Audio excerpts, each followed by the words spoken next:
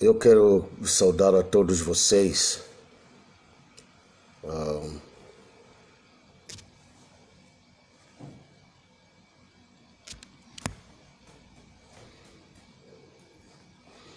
Eu quero saudar a todos os queridos irmãos que estão online comigo a esta hora.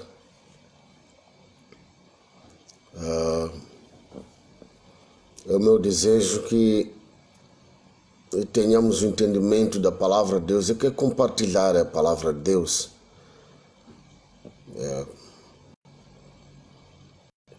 Estamos vivendo um tempo muito difícil e verdadeiramente precisamos agradecer a Deus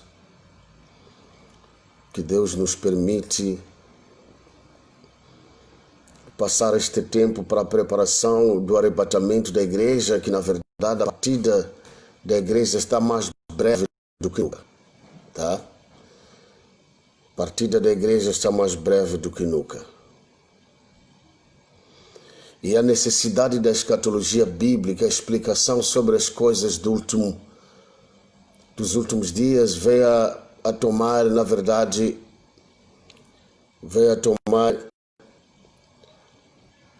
a maior necessidade no meio dos crentes.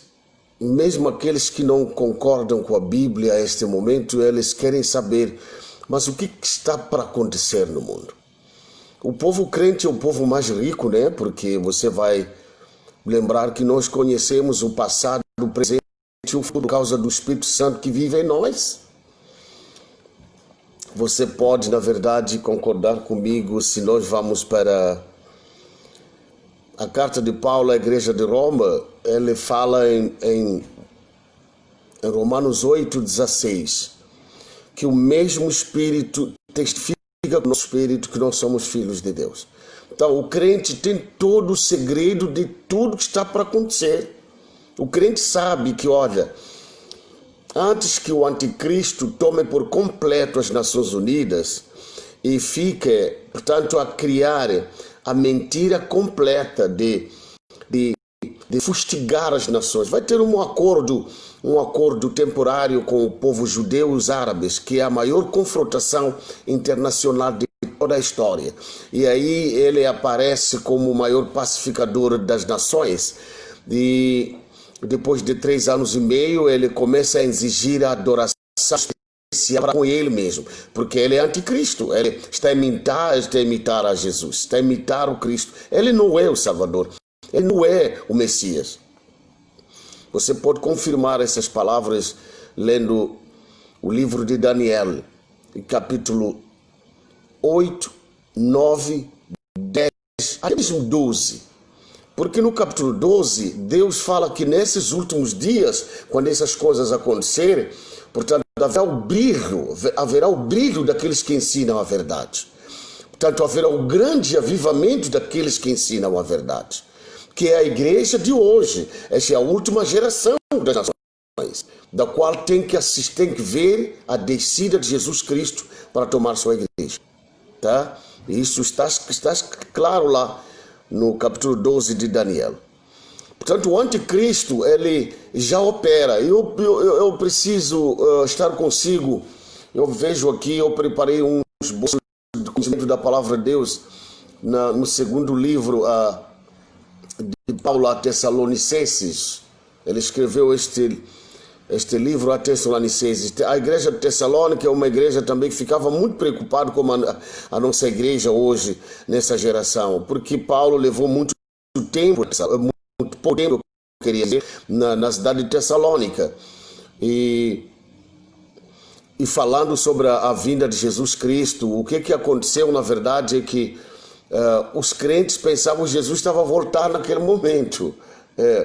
Será que está vindo agora? Porque era tão forte a presença do Espírito Santo nas pregações de Paulo naquela parte da Europa do Oeste, que eles pensaram que Jesus Cristo estava a descer naquela hora. E você vai lembrar, se você ler a história da igreja, que houve um grande tumulto no município de Tessalônica, que Paulo teve que ser escoltado para fora da cidade, porque os judeus que viviam debaixo da confiança do que a lei dizia, o Pentateuco, além de Moisés, eles não concordavam com a entrada da graça, que na verdade, para eles, a graça estava a invalidar os valores da lei. Mas era mister que alguém seja missionário para o povo judeu e dizer que, olha lá, esse contrato antigo, essa aliança antiga já foi abolida. Por quê? Porque se cumpriu em Jesus Cristo na cruz de Calvário.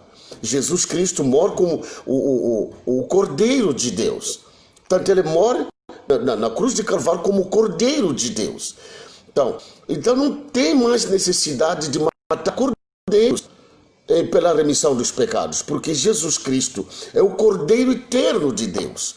Então havia uma necessidade tão grande de um missionário que viajasse em todas as terras, onde estão os judeus espalhados com os gentios, que somos nós, o povo que não tem a descendência hebraica, e conhecer que alguém já foi sacrificado em Jerusalém, no Monte Gólgota, para a salvação da humanidade. E isso aconteceu para muitas cidades e muitos países, porque a pessoa escolhida foi esse violento, o homem violento, Saulo, que depois muda-se o nome dele para Paulo. E Deus teve muito interesse em Paulo que ele chega a dizer para os Gálatas: eu fui levado para o deserto da Arábia. Deus resolveu 3 anos para que eles estivessem no deserto, e Jesus descia do céu para dar a universidade bíblica no deserto da Arábia. 3 anos ele teve que estar sozinho para receber o conhecimento da palavra de Deus.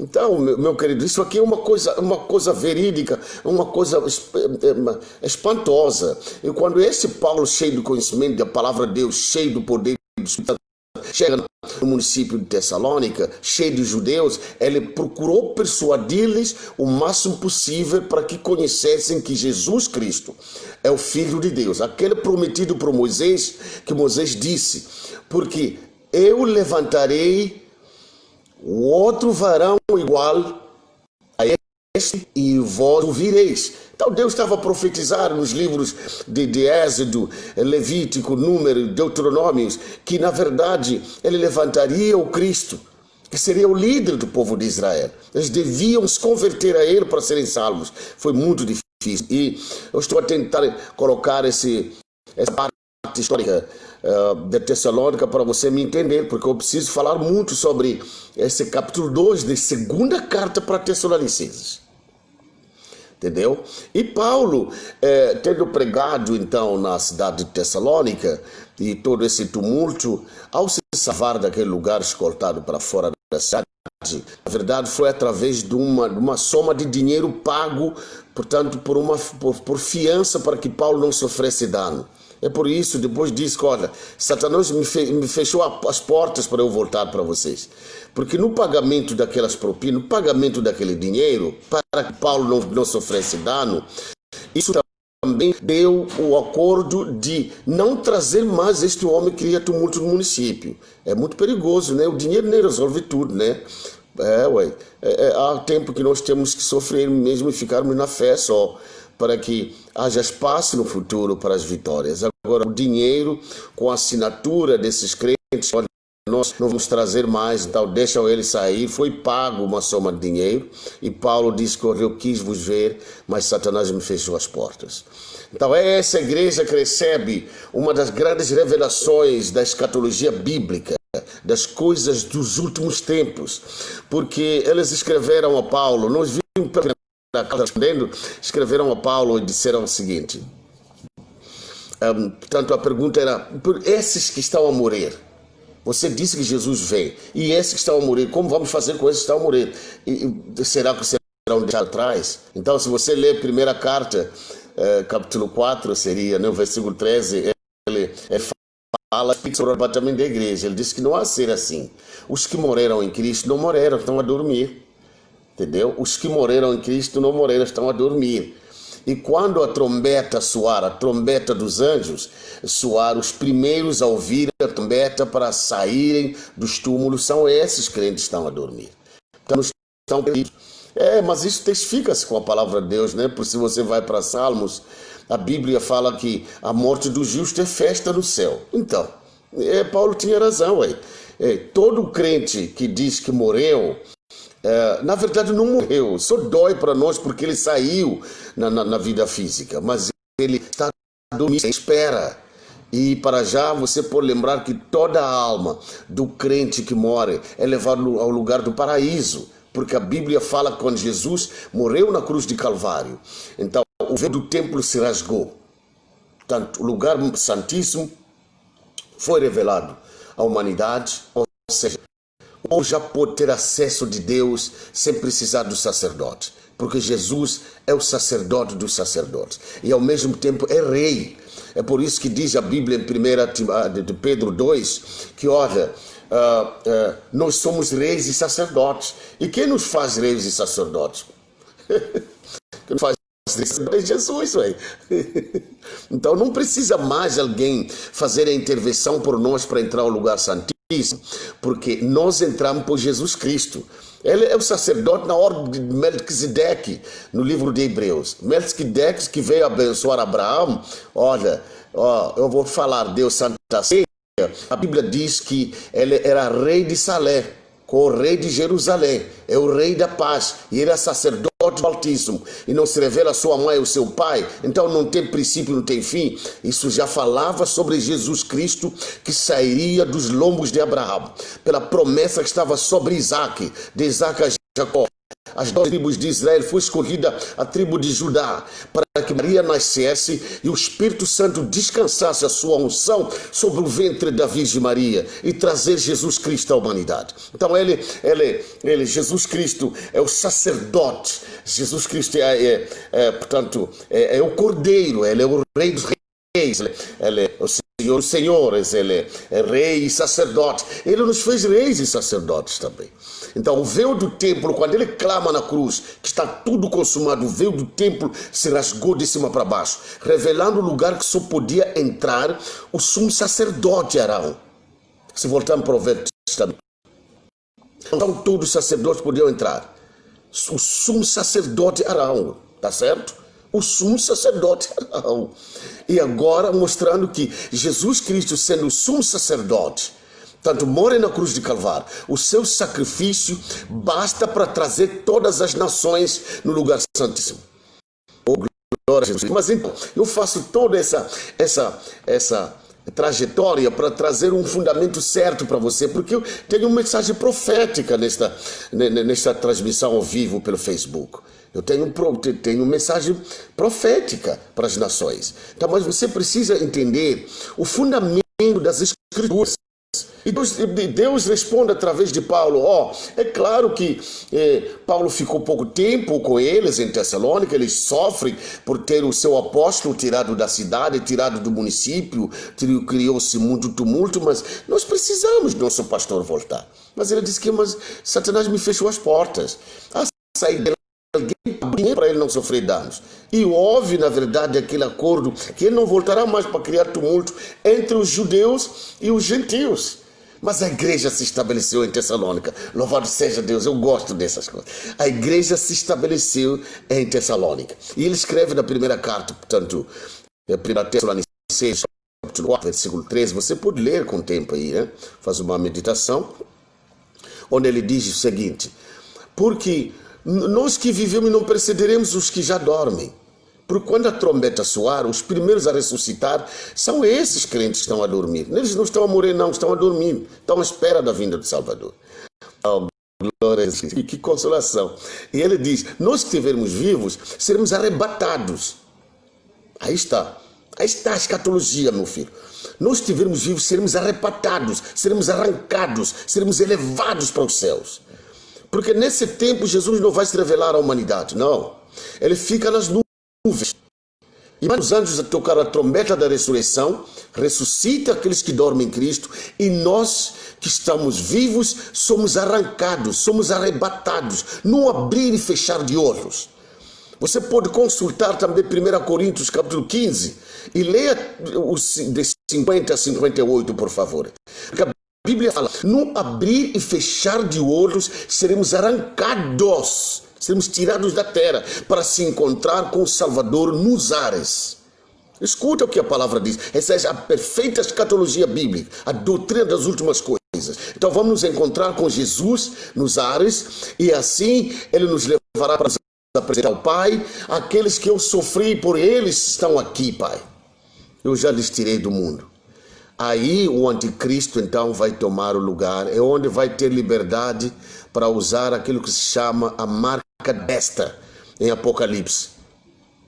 O 666 será o tempo difícil. Mas o anticristo não começa com isso, não. Ele se esconde, procura criar uma paz falsa na humanidade.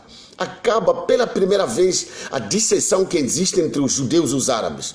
Será o homem que vai conseguir unificar os árabes com o povo judeu em Israel. E será aclamado como o homem mais forte, o homem mais inteligente da terra. O anticristo ele não vem violento. Eu preciso lembrar você. Ele não vem violento, o anticristo. Ele vem como um homem maravilhoso. Um homem que vence todos. Um homem que toda a gente procura ver. Você pode ler a imagem perfeita do anticristo da Alemanha.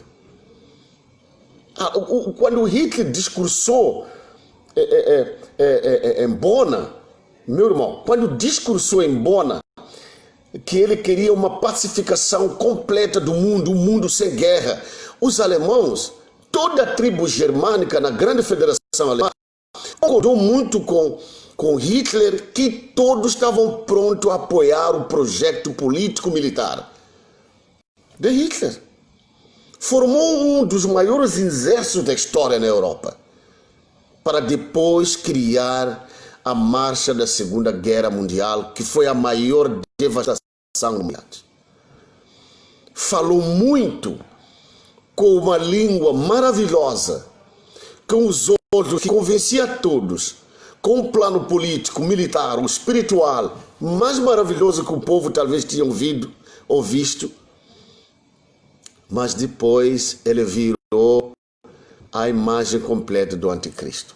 É ele que ordenou a matança dos judeus na Polônia. Mais de 6 milhões de judeus perderam a vida nos campos de concentração da Polônia. Meu Pai Celestial, mas que tanta destruição! Se chamar o Holocausto, aquilo foi o Holocausto. Ele não queria ouvir nada daquilo que se chamava Deus. É o que vai acontecer com o anticristo. O anticristo entra pelas políticas das Nações Unidas, a organização mundial, que engloba quase todas as nações da Terra. A decisão das Nações Unidas não é resistida por ninguém, meu irmão.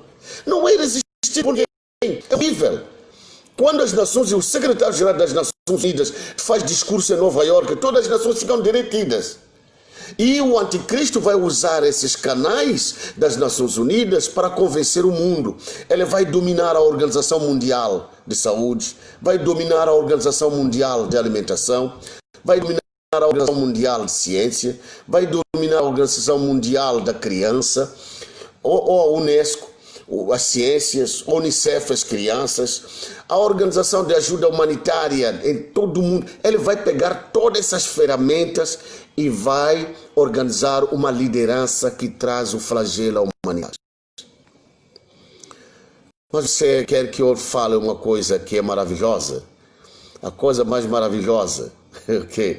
E aí eu estou a ver as pessoas a participar. Muito obrigado, vendo aqui também a profetisa Hilda Horta. E muita gente também que estou a ver online a participar então nesse estudo da história bíblica. Muito obrigado, profetisa Hilda Horta, ela da Igreja Direcionamento Profético no bairro 1º de Maio, lá para Congolote, aqui nos arredores da capital de Moçambique, a cidade de Maputo. Que Deus abençoe você com o seu esposo, o teu amado, tanto as suas crianças. E muitos, todos vocês que estão a participar, que Deus cuide de vocês. Então, você vai me acompanhar porque depois preciso deixar uma plataforma de maior entendimento sobre o que está acontecendo no mundo. Deus me deu a graça, portanto, de ser profeta das nações. São 34 anos de ministério constante da palavra de Deus. porque eu creio que o profeta deve ser o maior pregador da palavra verídica de Deus. O profeta não só deve predizer, entendeu? Predizer, vai acontecer isso, vai acontecer, não, mas tem que pregar a palavra poderosa de Deus, porque a palavra de Deus, ela tem todo o contexto sobre o passado, o presente e o futuro. A Bíblia fala que Jesus Cristo é o alfa e o ômega, o princípio e o fim. Amém. Todas as coisas começam nele, desenvolvem nele e acabam nele.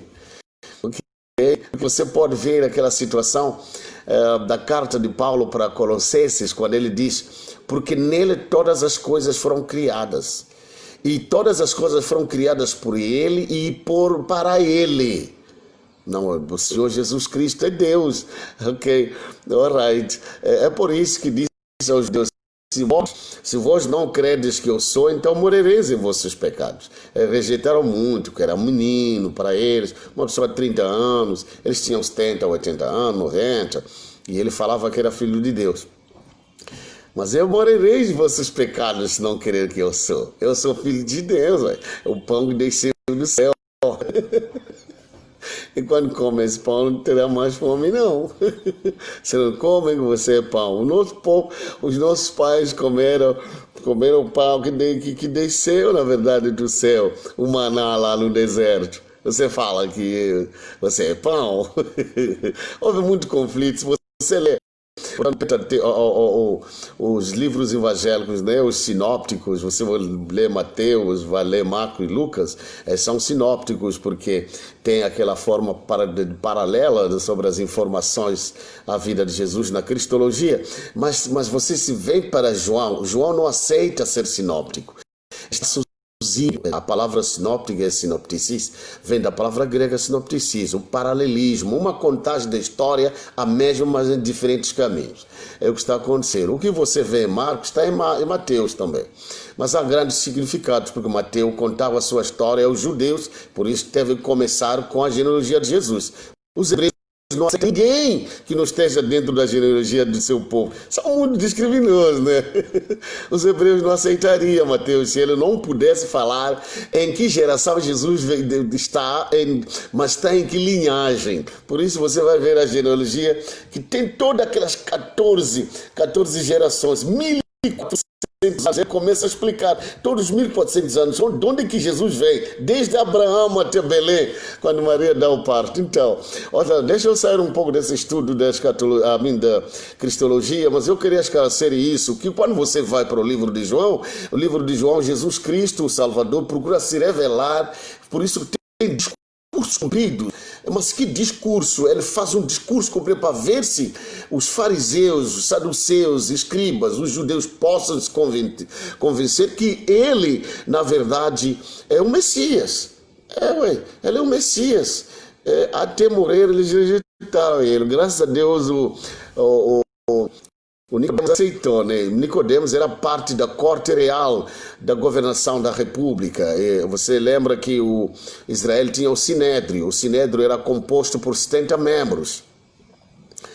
Portanto, era o Tribunal Constitucional de Israel. Tudo que devia ser lei ou preceito ou um princípio para ser vivido pelo povo hebraico era preciso ser aprovado pelo Sinédrio.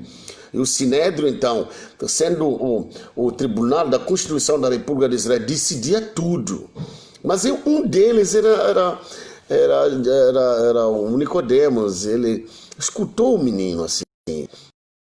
Disse, mas não, deixa eu ir entender bem as coisas estando sozinho, porque aqui atrapalham tanto, ficam rejeitando o menino. Ele foi à noite à casa de Jesus. É quando ele fica salvo em João capítulo 3. Porque ele disse, não, você não nascer da água e espírito, meu filho, você não verá os seus. Uma conversa comprida, você pode ler, porque eu tenho que deixar uma plataforma profética para as nações. Ok, então, o anticristo, ele imita Cristo. Por isso que começa com a paz falsa que vai durar 3 anos e meio. Sabe por quê? Se você ler o livro de Daniel, fala 7 tempos, ele é dado 7 tempos. Quando a igreja é arrebatada para o céu, são 7 anos do casamento do céu, as bodas do Cordeiro. As bodas do Cordeiro, portanto, Jesus Cristo vai ter 7 anos em apresentar ao Pai e a todos os habitantes dos céus. Se há qualquer coisa que tem seres viventes, vão ter que participar, portanto, dessas bodas de Cordeiro, a apresentação da igreja da qual Jesus sofreu na terra para redimir, que sou eu e você que crê no Senhor Jesus. Uau, o fogo me pega, que coisa maravilhosa. Nós estaremos lá, e esse casamento não tem nada a ver com esse casamento da terra, não tem nada a ver com emoção sexual, não tem, meu filho. Os saduceus que não creem na ressurreição chegaram a tentar a Jesus. Olha, você fala da ressurreição. Há uma mulher que foi casado e o marido morreu, veio o irmão também casou, só casou até os 5, ok? E quando na ressurreição? E na ressurreição, ela vai ser mulher de quem? Então, o Senhor Jesus falou que, olha, vocês estão errados por não conhecer as Escrituras.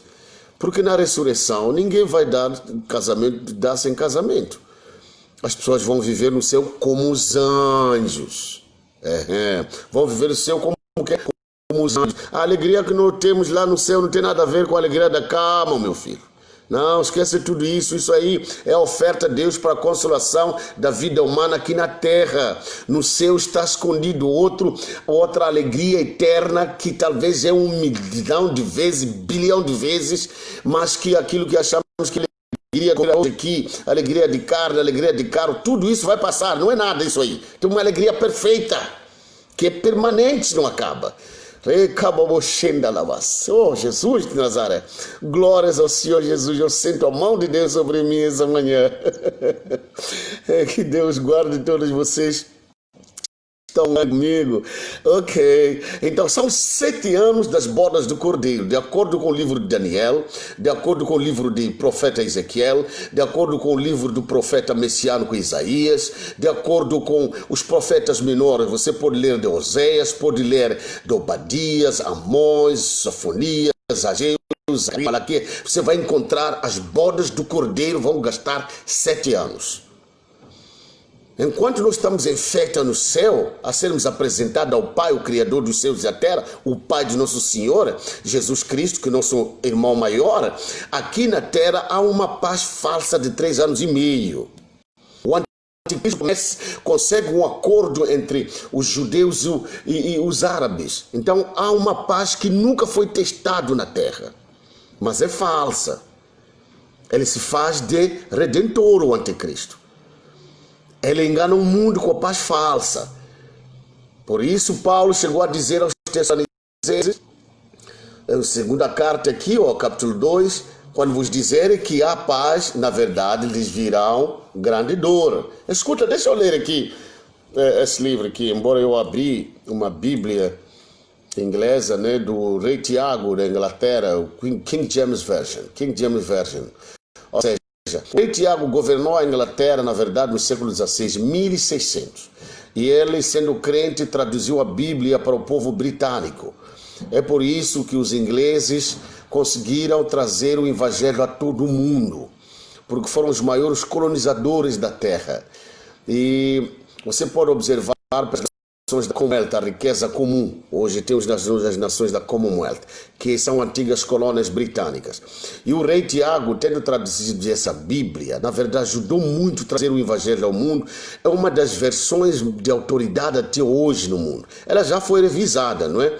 Mas está perto, para os que falam português, ela está perto de Almeida Revista e Corrigida no estado de São Paulo, na cidade de São Paulo. Portanto, são as escrituras de autoridade. Ela também está junto à Vulgata Romana. A Vulgata Romana está também com a autoridade da Septuaginta. Os 70 escribas foram mandados pelo grande imperador da Grécia, Alexandre Magno o Grande, que traduziu essa Bíblia, essa palavra de Deus, para o grego. Então é chamada Septuaginta, são as escrituras de autoridade que não aceitam o adultério em termos de entendimento. Então eu tenho aqui, portanto, a versão do rei Tiago, diz assim: Now we beseech you, brethren, by the coming of our Lord Jesus Christ, by our gathering together with him. Rogo-vos, pois, irmãos, pela segunda vinda de Jesus Cristo e a nossa reunião com Ele. Eu estou em segunda carta de Paulo à igreja de Tessalônica, capítulo 2. Não fique perdido, não. Eu estou no versículo 1. Now we beseech you, brothers, by the coming of our Lord Jesus Christ and our gathering together with Him. Our gathering together with Him. Não, se você escutar esse rogo de Paulo aos irmãos na fé, ele explicava à igreja de Tessalônica que hoje é benéfico a última geração do mundo que somos nós. Ficou muito preocupado essa igreja sobre a vinda de Jesus Cristo. E ele aqui explica uma coisa que é aplicável para hoje. É muita preocupação. Os crentes perderam um pouco do entendimento que está para acontecer. Porque, olha, o coronavírus, quando ele chega, paralisa todo mundo. Os bilionários estão a morrer com seu dinheiro na mão. Grandes políticos e militares com poderio das armas nucleares não estão a saber o que fazer. Meu irmão, nem a medicina, nem os cientistas não estão conseguindo matar os bichinhos que estão a correr no corpo humano. Que é o sinal que Jesus falou, porque ele disse, se ouvir a terra, portanto, haverá pestilência. Jesus falou de doenças incuráveis. Ele falou de doenças incuráveis. Isso não pode ser surpresa para vocês, crentes. Não vacilem. Paulo falou, não precisam vacilar. Porque não será assim antes que venha o engano. Ele diz aqui, things are not going to happen before the deceitfulness take over in the world. As coisas não serão assim, Tessalônicos, antes que venha o engano. É verdade que Jesus vem. Eu vos digo, Tessalônicos, aqueles que dormiram em Cristo serão levantados e nós seremos arrancados ao céu. Só que a vinda de Cristo não será assim como vocês pensam.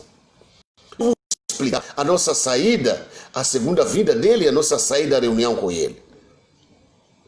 Porque não vai acontecer antes que venha o homem da perdição. Uau! Oh, glória a Jesus Cristo, que coisa maravilhosa. Deixa eu puxar aqui um pouco. Deixa eu puxar aqui um pouco. O versículo 2.